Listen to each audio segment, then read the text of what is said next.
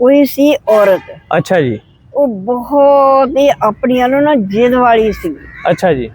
ਤੇ ਇੱਕ ਦਿਨ ਨਾ ਉਹ ਪਈ ਰੁੱਸ ਕੇ ਪਈ ਆ। अच्छा जी। ਉਹਨੇ ਕਿਹਾ ਕੀ ਹੋਇਆ? ਉਹਦਾ ਆ ਗਿਆ ਬੰਦਾ ਬਾਹਰੋਂ। हाँ जी। ਉਹਨੇ ਕਿਹਾ ਕੀ ਹੋਇਆ? हाँ ਉਹਨੇ ਕਿਹਾ ਮੈਂ ਤਾਂ ਖੁਸ਼ ਤਾਂ ਆ हाँ ਕਿ ਆਪਣੇ ਮਾਂ ਦੀ ਵੀ ਤੇ ਆਪਣੀ ਮਾਂ ਦੀ ਵੀ ਆਪਣੇ ਪੇ ਦੀ ਵੀ ਟਿੰਡ ਕਰਾ। ओए होए। ਮੈਂ ਤਾਂ ਤੇਰੇ ਘਰ ਵਸਣਾ। अच्छा जी। ਹੁਣ ਉਹਨੇ ਕਿਹਾ ਕਿ ਹੁਣ ਮੈਂ ਔਰਤ ਜੇ ਮੈਂ ਟਿੰਡ ਨਹੀਂ ਇਹਨਾਂ ਦੀ ਕਰਾਉਂਦਾ हाँ ਤੇ ਇਹ ਮੇਰੀ ਔਰਤ ਨੇ ਨਹੀਂ ਵਸਣਾ। हाँ। ਉਹ ਵਿਚਾਰਾ ਡਰ ਗਿਆ, ਸਾਇਆ ਸੀਗਾ ਔਰਤ ਦਾ ਉੱਤੇ ਪਿਆ ਆ। अच्छा जी। ਉਹਨੇ ਕਿਹਾ ਅੱਬਾ ਜੀ ਗਰਮੀ ਦਾ ਬੜਾ ਗਰਮੀ ਦਾ ਮੌਸਮ ਆ हाँ जी। ਤੇ ਤੁਸੀਂ ਸਿਰੋਂ ਬਾਲ ਲਹਾ ਕੇ ਨਾ हाँ। ਤੇ ਸਿਰ ਦੇ ਵਿੱਚ ਤੇਲ ਤੂਲ ਪਾਇਆ ਕਰੋ। अच्छा जी। ਤੇ ਮਾਂ ਜੀ ਨੂੰ ਕਹਿੰਦਾ ਮਾਂ ਜੀ ਤੁਸੀਂ ਵੀ ਆਪਣੇ ਨਾ ਸਿਰ ਦੇ ਵਾਲ ਲਹਾਵੋ, ਪੜ੍ਹਾਈ ਬਹੁਤ ਕਰਦੇ ਰਹਿੰਦੇ ਆ, हाँ। ਕੋਈ ਮੱਖਣ ਮੁੱਖਣ ਲਾਇਆ ਕਰੋ। अच्छा जी। ਮਾਂ ਦੀ ਵੀ ਟਿੰਡ ਕਰਾਤੀ, ਪੇ ਦੀ ਵੀ ओए ਕਰਾਤੀ। होए होए।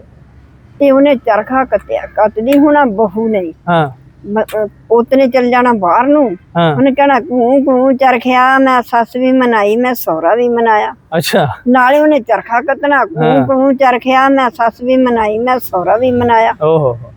ਇੱਕ ਦਿਨ ਨਾ ਉਹਦਾ ਬੰਦਾ ਆ ਗਿਆ ਬਾਹਰੋਂ। अच्छा जी। ਉਹਨੇ ਕਿਹਾ ਲੈ ਵੀ ਆ ਤਾਂ ਚੰਗੀ ਨੇ ਤਾਂ ਗਾਣਾ ਹੀ ਬਣਾ ਲਿਆ। अच्छा जी। ਵੀ ਇੱਕ ਤਾਂ ਟੈਂਡ ਕਰਾਤੀ, ਉਤੋਂ ਮੈਨੂੰ ਦਲੀਲ ਹਾਂ ਕਰਦੀ। ਮੈਨੂੰ ਜ਼ਲੀਲ ਕਰਦੀ ਆ। ਹਾਂ ਉਹਦੇ ਮਾਪਿਆਂ ਦੇ ਗਿਆ, ਹਾਂ ਜਾ ਕੇ ਸਲਾਮ ਅਲੈਕੁਮ, ਵਾਲੇਕੁਮ ਸਲਾਮ। ਹਾਂ ਹਾਂਜੀ ਬਈ ਮੈਂ ਤਾਂ ਬੜਾ ਪਰੇਸ਼ਾਨ ਆ, ਤੁਹਾਡੀ ਨਾ ਬੱਚੀ ਬਹੁਤ ਬਿਮਾਰ ਆ, ਮੈਨੂੰ ਕਿਸੇ ਸਿਆਣੇ ਨੇ ਦੱਸਿਆ। ਅੱਛਾ ਜੀ। ਤੇ ਜਿੰਨੇ ਘਰ ਦੇ ਜੀ ਆ ਨਾ ਸਾਰੇ ਟਿੰਡਾਂ ਕਰਾ ਕੇ ਸਿਰੋਂ ਨੰਗੇ ਹੋ ਕੇ ਬੂਹੇ ਦੇ ਵਿੱਚ ਵੜੋ ਤੇ ਨੰਗੇ ਹੋ ਕੇ ਘਰ ਆਓ ਅੱਛਾ ਜੀ। ਕਿ ਸਾਨੂੰ ਨਾ ਬਾਲ ਚਾਹੀਦੇ ਆ, ਅੱਛਾ ਜੀ। ਇਕੱਠੇ ਕਰਕੇ ਬਾਲ ਵੀ ਲੈ ਆਇਓ। ਅੱਛਾ ਜੀ। ਹੁਣ ਉਹਨਾਂ ਨੇ ਨਾ ਕਿਹਾ ਸਾਡੀ ਧੀ ਨੂੰ, ਸਹੁਰਿਆਂ ਨੇ ਕਿਹਾ ਸਾਡੀ ਧੀ ਠੀਕ ਹੋ ਜਾਵੇ। ਅੱਛਾ ਜੀ। ਉਹਨਾਂ ਨੇ ਸਾਰਿਆਂ ਨੇ ਟਿੰਡਾਂ ਕਰਾਈਆਂ, ਕਰਾ ਕੇ ਤਾਂ ਛਾਪਰ ਦੇ ਵਿੱਚ ਬਾਲ ਪਾਏ ਹਾਂ ਤੇ ਪਾ ਕੇ ਡਾਰ ਦੀ ਡਾਰ ਤੁਰ ਪਈ। ਜਿਲੇ ਤੁਰ ਪਈ ਤਾਂ ਅੱਗੇ ਨਾ ਉਹ ਕਰੇ ਕੂੰ ਕੂੰ ਚਰਖਿਆ, ਮੈਂ ਸੱਸ ਵੀ ਮਨਾਈ, ਮੈਂ ਸਹੁਰਾ ਵੀ ਮਨਾਇਆ। ਅੱਛਾ ਜੀ। ਉਹ ਬੰਦਾ ਫੇਰ ਸੁਣਦਾ ਕਿ ਹਜੇ ਵੀ ਨਹੀਂ ਹਟੀ। ਅੱਛਾ ਜੀ।